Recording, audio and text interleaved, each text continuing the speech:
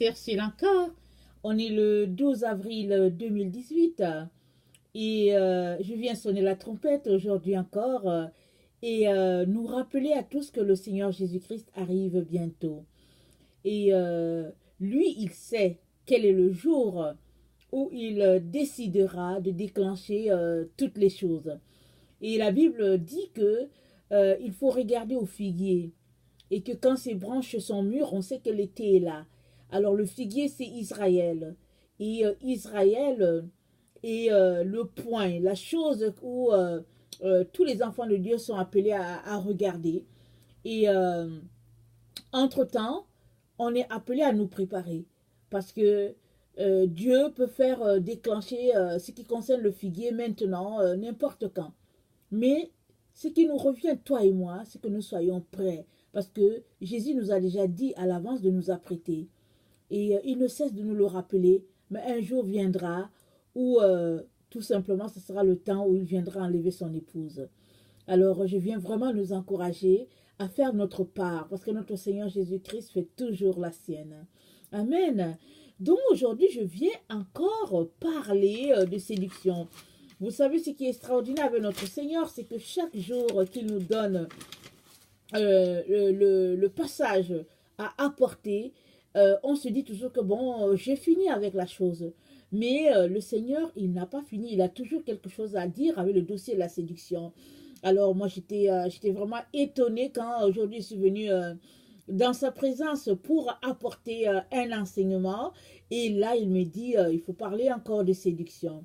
Alors, on va parler de Marc 13, le verset 3 à 5. Je vais lire. Alors, ça dit ceci. Lorsque Jésus sortit du temple, un de ses disciples lui dit, Maître, regarde quelle pierre et quelle construction. Jésus lui répondit, vois-tu ces grandes constructions? Il ne restera pas pierre sur pierre qui ne soit renversée. Il s'assit sur la montagne des Oliviers en face du temple. Et Pierre, Jacques, Jean et André lui firent en particulier cette question. Dis-nous, quand cela arrivera-t-il et à quel signe reconnaîtra-t-on que toutes ces choses vont s'accomplir?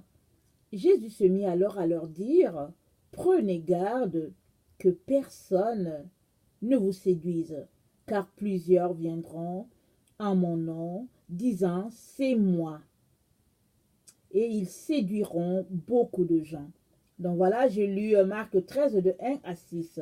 Alors, Jésus a lié sa venue à la séduction dans le monde. C'est spécial, hein? C'est vraiment spécial parce que les disciples lui ont posé une question à propos de toutes ces belles pierres-là qu'ils admiraient. Et Jésus leur a dit, tout ça sera renversé. Et après, il leur dit, ils disent, mais ce sera quand? Il leur dit, prenez garde que personne ne vous séduise, car plusieurs viendront à mon nom. Donc l'élément, le focus de Jésus est sur la séduction. Et si nous continuons de lire Marc 13 décrit toutes les choses qui vont se passer avant que Jésus vienne. Comment les gens seront livrés aux tribunaux, comment ils seront battus de verges, et comment la désolation, l'abomination de la désolation va s'établir en lieu saint, et tout ça, et comment il y aura des faux prophètes. J'aimerais lire le verset, Marc 13 toujours, et le verset 22, et parce que ça souligne quelque chose de très important. C'est les faux prophètes, qui, comme ils pullulent dans notre temps, Alors, ça dit, au verset 22, ça dit, car il s'élèvera de faux Christ et de faux prophètes. Ils feront des prodiges et des miracles pour séduire les élus, s'il était possible. Soyez sur vos gardes, je vous ai tout annoncé d'avance.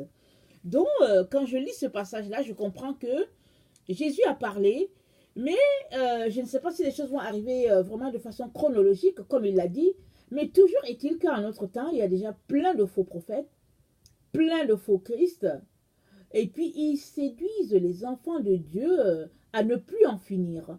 Et souvent même, il y a des enfants de Dieu qui sont remplis de l'Esprit de Dieu, et on se rend compte après que non, au fait, ils ont viré. Ils se sont retrouvés de l'autre côté. Ils se tiennent avec des gens, au fait, qui ne prêchent plus vraiment la vérité de Jésus-Christ. Et on s'arrête, on se dit, mais comment est-ce que c'est possible? Comment est-ce possible qu'un serviteur de Dieu, qui a prêché avec feu et passion pour Jésus, se retrouve vraiment pris au filet des séducteurs? Vous voyez? Si ça arrive à l'un, ce que ça peut arriver à l'autre, ça peut vous arriver, vous et moi. Et Jésus nous dit, prenez garde que personne ne vous séduise. Alors la séduction, c'est la marque de notre époque, c'est la marque du retour du Seigneur Jésus-Christ. Et Jésus a fait une opposition claire avec sa venue, et l'opposition, c'est la séduction. Parce que ses disciples lui disent, quand est-ce que ça va se passer, ta venue? Il parle de séduction. Alors, il est donc important pour vous et moi que nous puissions nous arrêter et regarder dans notre vie et autour de nous si on ne se laisse pas prendre au piège de la séduction d'une manière ou d'une autre. Et vous savez, tout comme notre temps est marqué par les produits OGM, de la même manière, ça dit que les produits OGM sont en opposition avec les produits biologiques. Et ce qui est vraiment répandu, c'est les produits OGM. Il y a des gens qui ont milité pour que on puisse au moins marquer sur certains produits que c'est des produits biologiques. De telle sorte que ceux qui ne veulent pas se souiller avec les produits OGM puissent avoir des produits biologiques. Et bon, c'est passé. Alors, quand on voit dans les épiceries, on peut voir qu'il y a certains produits, c'est écrit produits biologiques. Alors, tu comprends que si ce n'est pas écrit, c'est que c'est des produits OGM.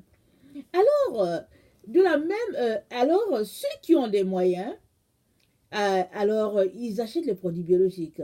Et ceux qui n'ont pas le moyen, ils se disent que bon, ok, on n'a pas les moyens, et puis bon, Seigneur, protège-nous.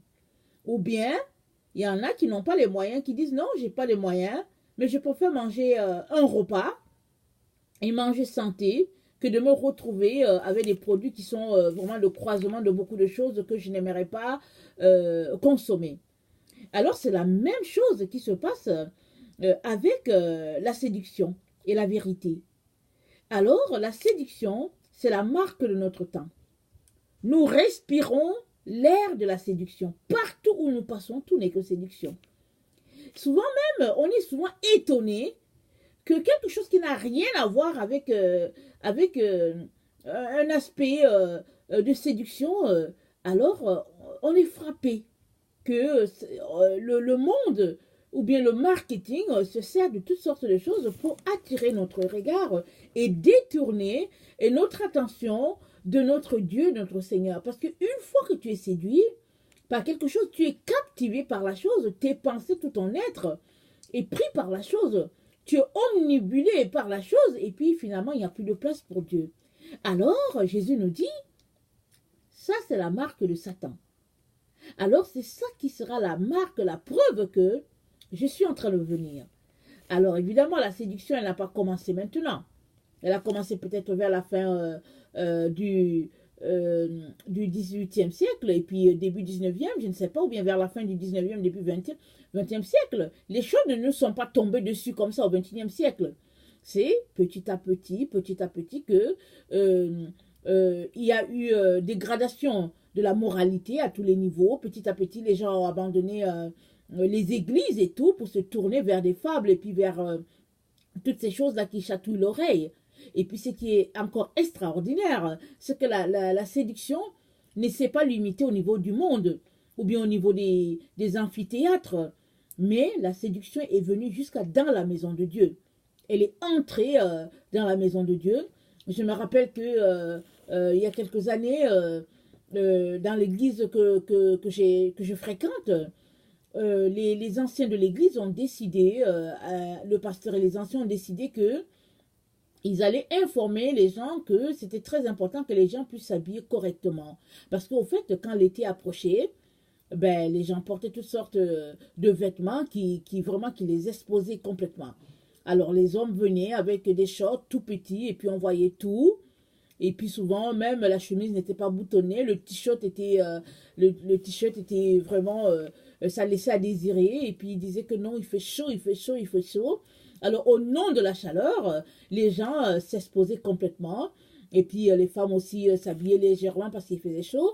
Alors le pasteur et puis le conseil des anciens avaient trouvé que non, c'était vraiment trop et qu'il fallait passer un mot disant aux gens que non, non, il est très important que vous puissiez vous habiller correctement quand vous arrivez ici et que si vous voulez, après le culte et tout, vous allez vous changer et puis aller marcher sur vos plaines et puis partout où vous voulez. Mais figurez-vous que ça n'a pas été applaudi, hein. Et les gens se sont plaints, ils ont trouvé que l'église exagérait. Comment se fait-il que l'église pouvait aller jusqu'à mentionner leur tenue vestimentaire alors qu'il faisait chaud?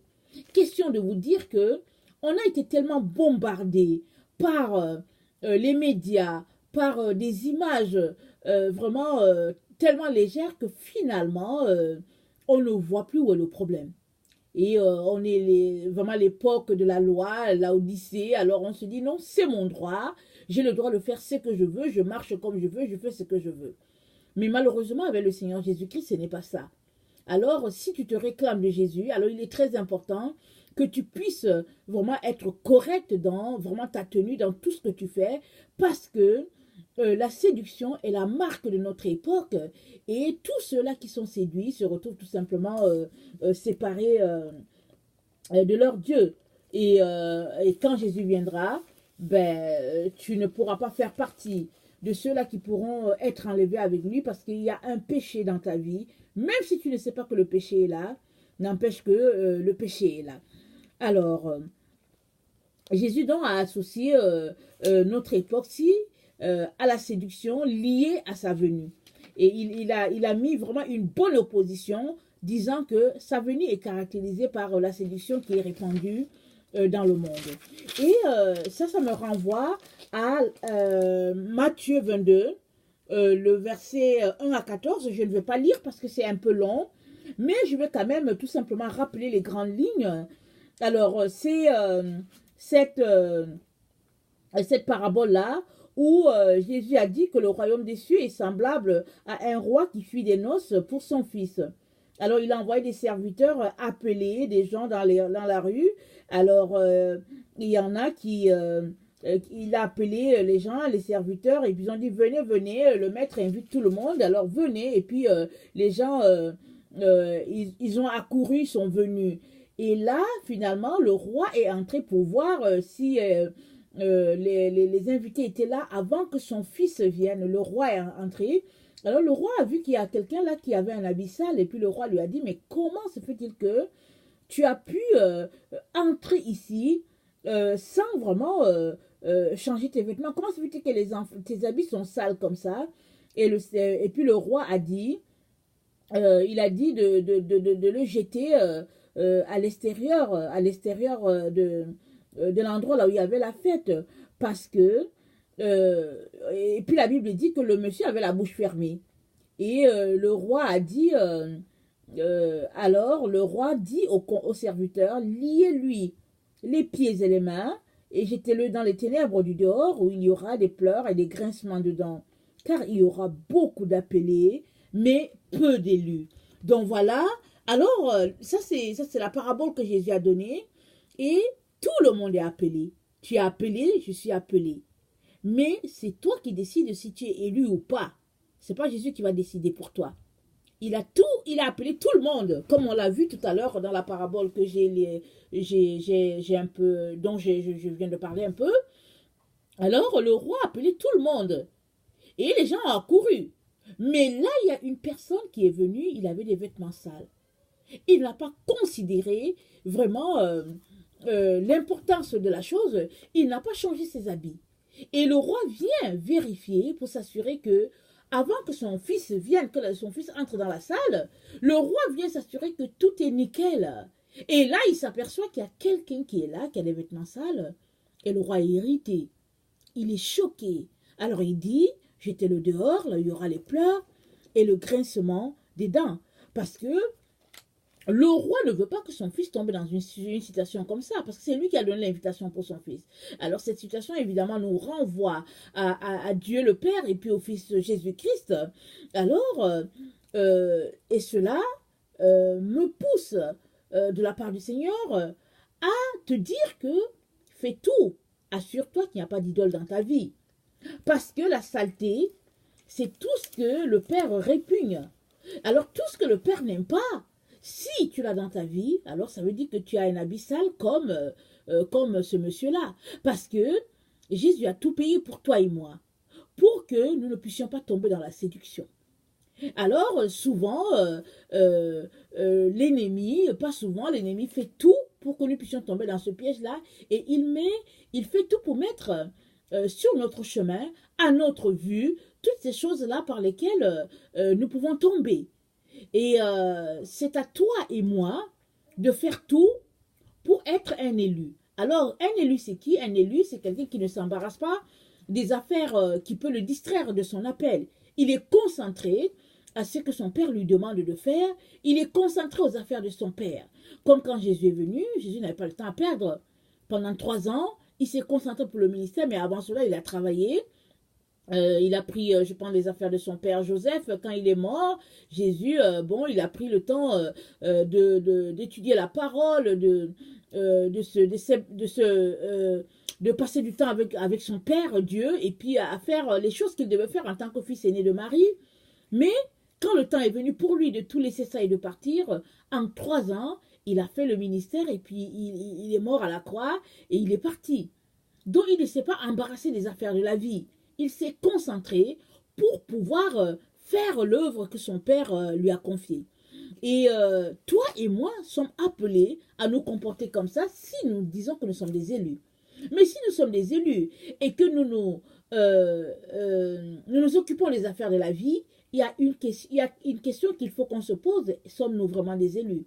Parce que Paul dit que le royaume des cieux, il dit c'est comme le laboureur qui vraiment est concentré à s'occuper de sa semence et il attend la récolte, il travaille de manière à avoir quelque chose à la fin, ou bien c'est comme le coureur qui court, qui s'entraîne pour gagner. Il ne s'entraîne pas pour perdre. Donc, il ne s'occupe pas des affaires de la vie. Ou bien le militaire qui est vraiment adonné à défendre la nation. Il ne s'embarrasse pas des affaires de la vie. Alors, comment se fait-il que nous, qui sommes appelés de Jésus-Christ, qui portons son nom, comment se fait-il que nous nous laissons prendre au piège de l'ennemi par toutes sortes de séductions? Comment éviter cela?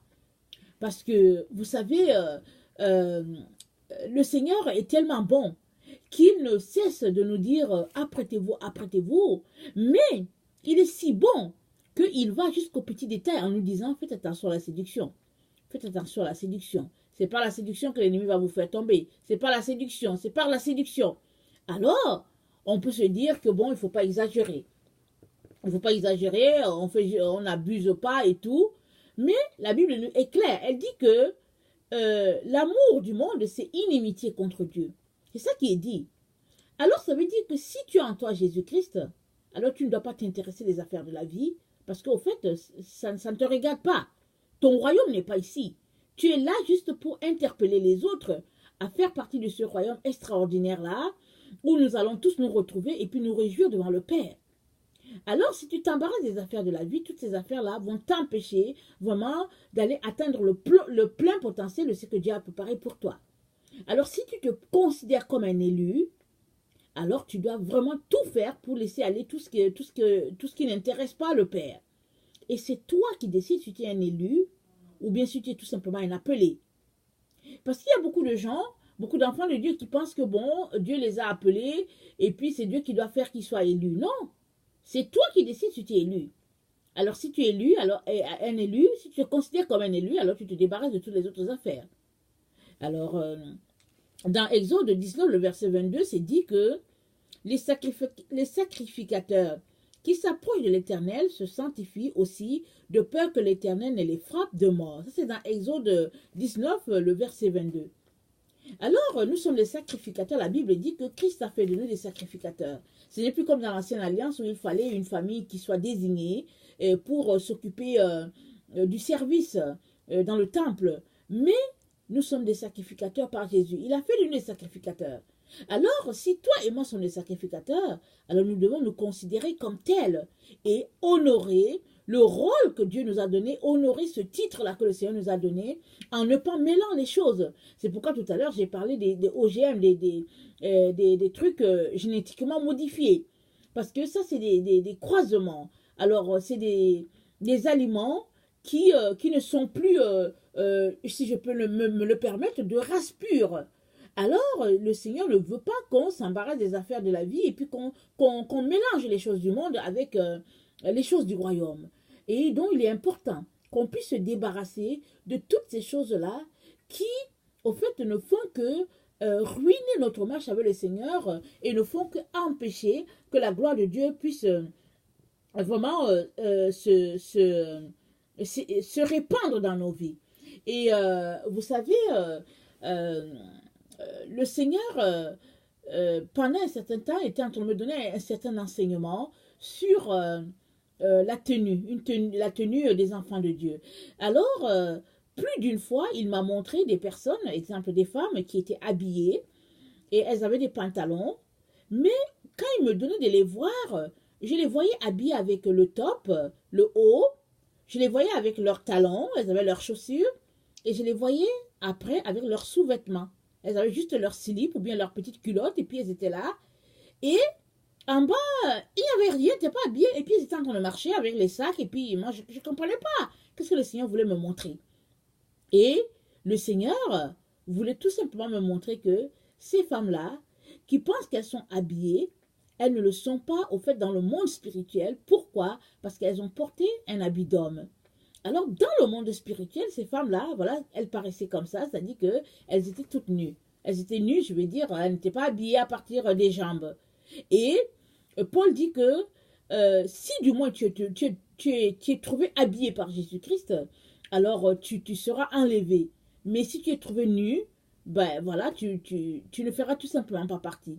Voilà pourquoi Jésus dit dans Apocalypse à l'église de Laodicée, il dit, tu penses que tu es habillé, mais tu es nu. Il dit, tu penses que tu es riche, mais tu es pauvre.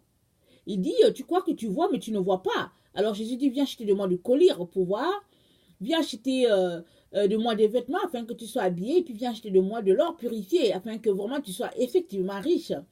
Et aujourd'hui, toutes ces choses-là que nous considérons comme vêtements, comme vraiment mode pour Jésus, ce n'est que de la séduction et ce n'est que de l'abomination. Alors c'est ça que Jésus est en train de mentionner, c'est ça que Jésus est en train de nous dire. Alors si vraiment toi et moi, nous nous considérons comme des élus de Dieu, alors il est très important qu'on puisse laisser de côté tout ce que le monde valorise et qu'on puisse se concentrer à ce que notre Seigneur Jésus-Christ valorise. Et la Bible dit que Jésus n'avait ni éclat ni beauté pour plaire. Et il n'y avait rien d'intéressant sur lui. Et question de dire que vraiment il était sobre. Et il n'y avait rien pour attirer nos regards. C'est ça que la Bible dit. Pourquoi est-ce que la Bible parle de nos regards ici? C'est parce que la séduction frappe nos regards. Parce que tu es séduit, parce que ton regard est vraiment attiré par quelque chose et puis tu dis waouh. Un peu comme quand Ève a été séduite dans le jardin d'Éden. Le diable lui a dit que non, c'est parce que si tu manges ça, tu vas connaître comme Dieu la connaissance du bien et du mal. Et puis tes yeux vont s'ouvrir comme les yeux de Dieu. Alors là, la femme a dit waouh, elle a été séduite. Alors, donc tout ce qui frappe les yeux, vraiment, c'est de la séduction. Et Satan mise là-dessus, dans toutes sortes de séductions, pour accrocher notre regard et nous détourner de Dieu. Mais, si tu refuses d'embarquer dans ces choses-là et que Jésus-Christ reste constamment au niveau de ta face, au niveau de ton visage, et que tu n'as que Jésus dans tes pensées, dans tout, Satan ne pourra pas te détourner. Alors c'est pourquoi Jésus a dit à ses disciples, il a dit, méfiez-vous que personne ne vous séduise. Méfions-nous que personne ne nous séduise. Alors, le diable, il agit, il est très actif dans son travail de séduire les enfants de Dieu, que ce soit les plus petits, que ce soit les gens du Moyen-Âge, Je veux dire que ce soit les gens d'âge moyen, que ce soit les personnes d'âge plus avancé, il ne fait que travailler de manière à nous séduire. Parce qu'une fois que tu es séduit par quelque chose, tu es accro à la chose et Jésus n'est plus sur ton champ. Jésus n'est plus là et, finalement, au fait, petit à petit, le diable prend la place parce qu'il y a une concurrence qu'il fait de manière à aller nous arracher des mains de notre Seigneur. Alors, il est vraiment important qu'on puisse considérer ça et changer notre vision de la vie et prier pour que Dieu nous donne de voir les choses comme il voit. Alors, je ne sais pas si... bon, je sais que j'en ai déjà parlé dans certaines de mes vidéos. Je sais que j'étais retournée sur les études, sur les bancs, pardon, et donc en 2017, il n'y a pas longtemps, il y a un peu plus d'un an, que le Seigneur m'a dit de laisser tout ça et puis de venir. Il a quelque chose pour moi et il m'a dit, va en ligne, va annoncer aux gens que j'arrive. Parce que non seulement, il m'a dit, non seulement, Ursule, tu n'auras pas le temps de profiter de tout cela, tout ce que tu es en train de faire, mais aussi, il dit que ce n'est que de la séduction. C'est pas quelque chose, je n'étais pas, c'est pas quelque chose vers lequel je veux que mes enfants soient portés, et puis ce n'est que de la saleté, ce n'est que de la séduction. Et quand le Seigneur donc m'a dit ça, moi j'étais là, je comprenais pas, parce que au fait, il faut bien qu'on vive, il faut bien qu'on paye les factures, il faut qu'on paye l'hypothèque, et on a toujours des choses à payer, surtout il y a des enfants, il y a on a toujours une liste de choses à acheter. Mais Jésus est en train de nous dire, il dit, ce sont les païens qui s'occupent de savoir qu'est-ce qu'ils vont manger, de quoi ils seront vêtus. Il dit que moi, je prends soin des miens. Il dit, cherchez premièrement le royaume et la justice de Dieu, et toutes les autres choses vous seront ajoutées. Donc Jésus veut qu'on ait en priorité le royaume du ciel et la justice. Ça, c'est très important. Et si toi et moi marchons de cette façon-là, il n'y a pas de raison que l'ennemi vienne nous détourner de notre Dieu. Mais si plutôt nous sommes attirés par le monde et on se dit que bon, on va aller chercher de quoi vivre et aussi servir le Seigneur Jésus-Christ, l'ennemi peut venir nous détourner parce qu'il va placer sur notre chemin toujours des choses pour attirer notre regard, pour nous occuper, de telle sorte que finalement le Seigneur n'a pas toute sa place en nous. Alors, le Seigneur donc a voulu que je revienne encore sur le sujet de la séduction pour nous dire de prendre garde afin que nul ne nous séduise. Alors, vraiment, je viens nous encourager. Je sais que ce n'est pas facile, mais je viens nous encourager à demander au Seigneur de nous aider à nous déconnecter du monde et de ses valeurs. Ça, c'est très important. Parce que c'est que toi, tu considères, le Père ne considère pas ça. Et aussi, c'est important aussi ce que tu écoutes. Est-ce que tu es quelqu'un qui est porté à écouter la radio, la télévision, toutes ces choses-là? Parce que souvent, c'est par exemple à la télévision qu'on est bombardé par toutes sortes d'images qui portent à la séduction. Alors si, à longueur de journée, tu es bombardé par ce type de choses-là, alors finalement, ça efface la valeur de Dieu, les valeurs de Dieu. Ça efface ce que Dieu considère. Finalement, ce que Dieu va dire, Dieu dit, va devenir léger pour toi. Ça n'aura pas un poids. La pesanteur, ça ne sert à rien. Mais si tu apprends à te détourner de ces choses-là, tu apprends à couper de la télévision, de toutes les réseaux sociaux, et vraiment dans ce domaine-là, si tu apprends à couper de ces choses-là et que tu plonges ton regard dans la parole de Dieu pour l'étudier, alors de plus en plus tu seras attiré vers Jésus, de plus en plus tu vas l'aimer, de plus en plus tu vas carrément te détourner de ces choses-là. Alors, moi, au fait, je ne regarde pas beaucoup la télévision, mais il m'arrivait par le passé de vouloir quand même prendre les nouvelles. Et vraiment, je me suis rendu compte cette année 2018, j'ai pas fait exprès, je me suis rendu compte que finalement, ça ne m'intéressait même plus aller prendre des nouvelles parce que qu'est-ce que je fais? Souvent, je vais juste sur Internet, je tape un mot pour savoir quelles sont les nouvelles, un peu les grandes nouvelles, et là, je suis au courant de ce qui se passe un peu dans le monde et je m'en vais prier pour ce qui est en train de se passer. Et j'ai trouvé que c'était plus facile. Mais au fait, je me suis rendu compte un jour que peut-être ça faisait à peu près un mois que je n'avais pas, je n'avais pas regardé les nouvelles à la télévision. Et ça m'a pas manqué. Parce que souvent, on se crée un besoin, on se dit que bon, il faut quand même écouter les nouvelles, il faut écouter les grandes lignes. Parce que les nouvelles, oui, souvent tu peux les écouter en 5 minutes, mais quand il y a une nouvelle, souvent le journaliste va développer sa nouvelle et puis finalement, tu es parti pour écouter 5 minutes et puis ça va te prendre 15, 20 minutes à la fin du journal.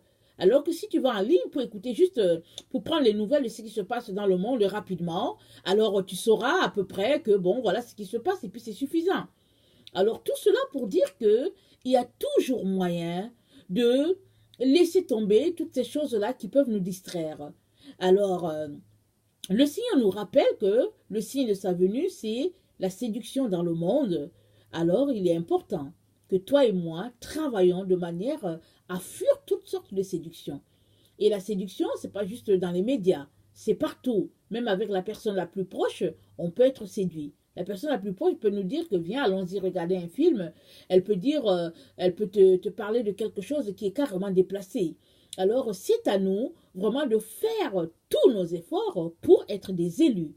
Et alors ça demande de l'exercice, ça demande de la volonté, ça demande de la prière. Alors vraiment que le Seigneur puisse vraiment nous fortifier à faire nos devoirs, à tout faire pour entrer par la porte étroite. Alors donc voilà, je viens vraiment nous rappeler que oui, nous sommes dans le temps où nous allons voir notre Seigneur Jésus. Alors il est important qu'on puisse s'apprêter. Si toi tu es quelqu'un qui ne connaît pas le Seigneur, je viens te dire que Jésus-Christ est mort pour l'humanité entière. C'est le pont entre Dieu et les hommes. C'est le seul pont. C'est lui la vérité. C'est lui la vie. C'est lui le chemin. Alors je viens t'encourager à donner ta vie à Jésus-Christ. Et Jésus-Christ va changer tes ténèbres en lumière. Et comme ça, tu pourras passer vraiment une éternité dans la présence de Dieu à tout jamais. Voilà, que sa grâce demeure sur vous en abondance. Je vous aime, mais Dieu vous aime plus. Voilà, soyez bénis. Amen.